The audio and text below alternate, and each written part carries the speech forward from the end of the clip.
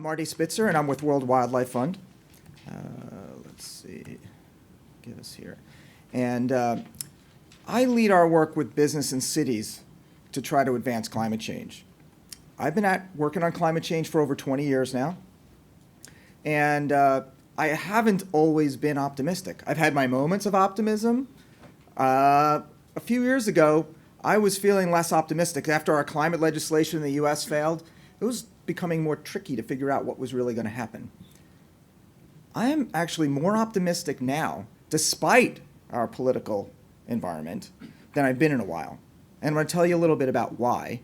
And it has to do with what's going on in the business world. There are tailwinds supporting what we need to do. And I want to leave you with the most important message is that it's happening. Our world is changing. Our energy world is changing so rapidly, and we're in the middle of it.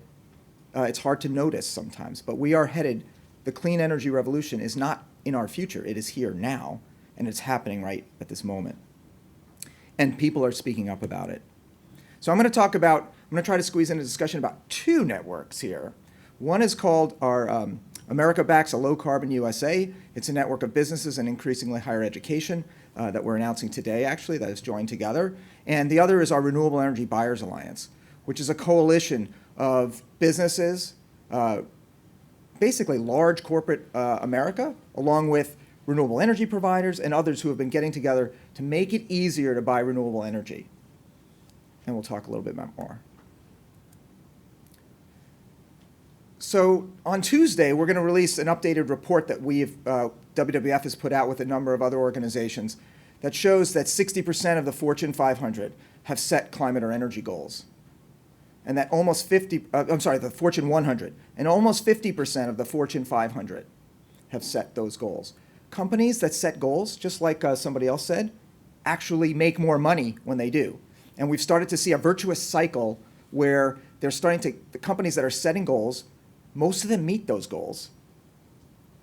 1 in 5 exceed those goals, and they do so easily sometimes that they're getting excited and they're setting more and more ambitious goals. So now we see science-based goals coming out of companies.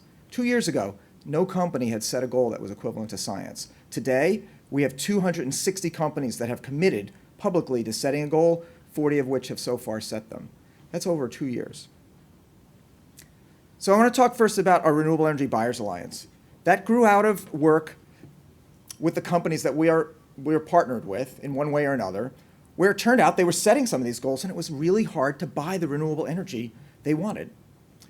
So back in 2013, we got a dozen of them together to sit around a table to brainstorm their biggest challenges and what they could do together to solve them.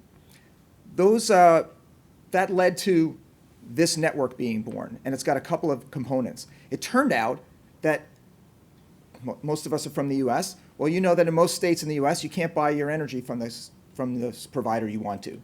In some states, you can. And in those states, the transaction of buying output from a wind farm or a solar farm in sort of big quantities was really complicated. And so in the top corner here, we created something called the Business Renewable Center that Rocky Mountain Institute developed. It's going like gangbusters, making it easier for large corporate buyers to buy huge amounts of renewable energy, and we'll show you a little bit about what that looks like. They also decided to develop a statement of principles. 12 companies got together in 2014 and put the first statement out. It's now up to 65 companies. You obviously recognize most of those brands, and continues to grow. They represent the demand out to 2020 for 48 million megawatt hours of demand. That's enough to power about 4.5 million US homes. And that's their aspiration. And that aspiration has allowed us to take their voice into lots of quarters of the US, to utilities and others, and say, these large buyers want renewable energy. Let's dispel the myth that people don't want renewable energy. If these brands want it, and we know that many of us want it, who's left? There's really nobody left. It's just going to happen. And so we're seeing huge progress. On the chart on the left is and I don't want you to get distracted by the GIF going on the right, but on the left is the chart of, you'll see there was the first years, 2010, 11, and 12, there was almost no purchases of renewable energy. Google made the first one back in 2012, really. 2013, 14, 15, the purchasing was doubling by corporates.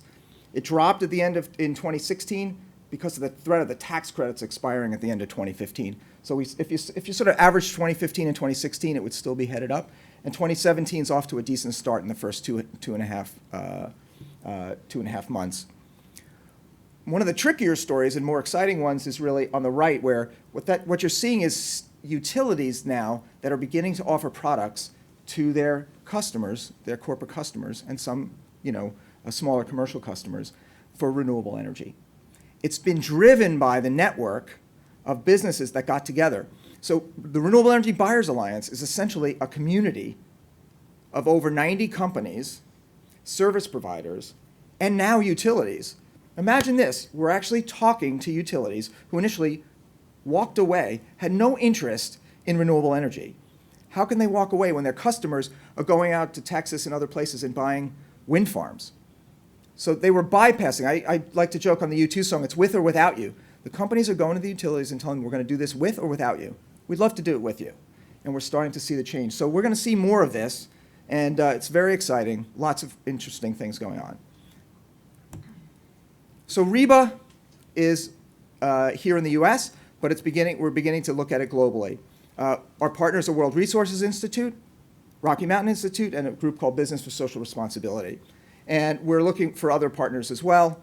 We're starting to expand into some other countries. And each of the networks will look different in those places because the conditions are different, but we're very excited about this growth and going global.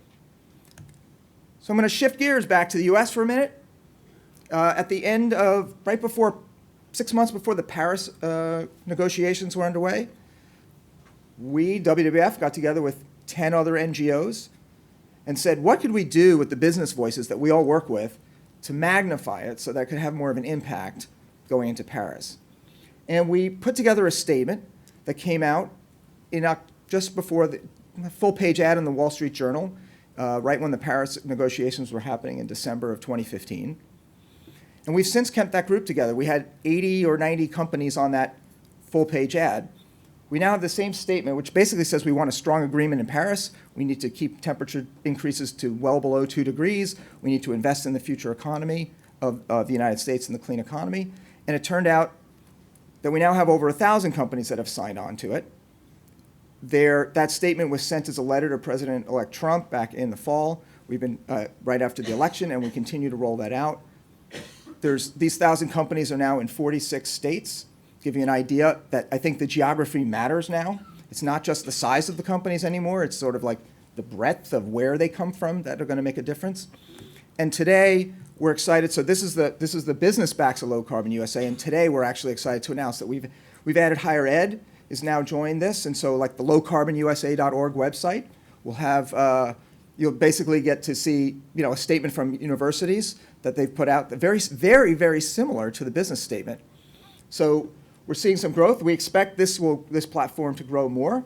Could we have faith-backed a Low Carbon USA? Brendan, we've been talking with a lot of cities groups about what are the opportunities for cities to come together. Whatever the platform, whether it's this or another, our strength on climate is going to depend on our ability to work together across sectors. So I'm optimistic about what we've seen. I am excited about the progress we have tailwinds. The economics are in our favor on clean energy. And the networks, empowered really by a conference like this, make me inspired. And I'm looking forward to taking some questions.